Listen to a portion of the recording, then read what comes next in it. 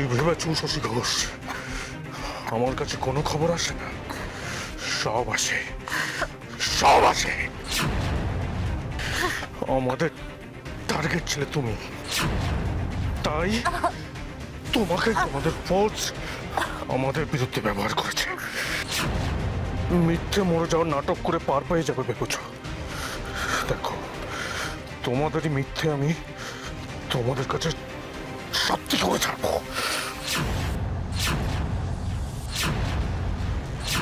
যে খবরটা তুমি জানো না সেটা তোমাকে জানাই। তোমার বাড়িতে তোমার বরের মাথা খারাপ হয়ে গেছে।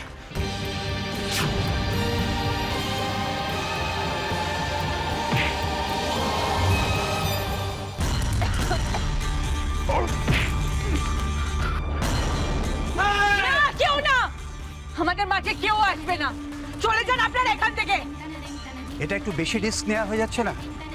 স্যার প্লিজ আমাকে আমার কাজটা করতে দিন। ও কিন্তু আপনাকেও খুন করতে পারে। উষসী ঘোষ নিজের ইচ্ছেতে মরে, ওকে মারা এত সহজ নয়।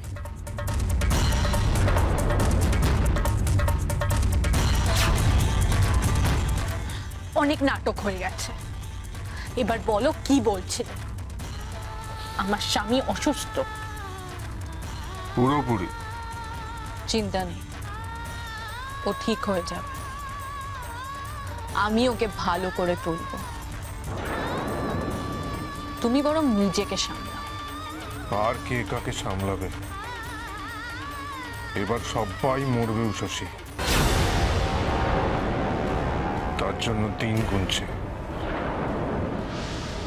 আমার লোকেরা তোমার বাড়ির লোককে কুকুরের মতো মারবে।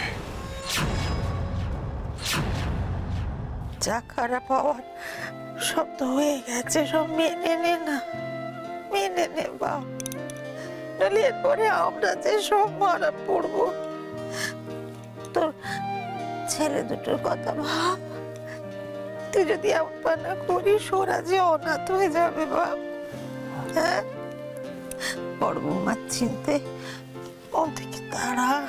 না না না না না না, উষসী কিচ্ছু হবে না। ওর কি করে কিছু হবে? ও তো সাহসী।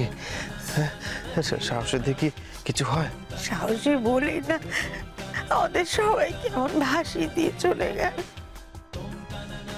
একবারও ভাবলো না যে আমি আমার ছেলেটাকে ওর হাতে তুলে দিয়েছিল। মা উষসী না, উষসী খুব ভালো, খুব ভালো।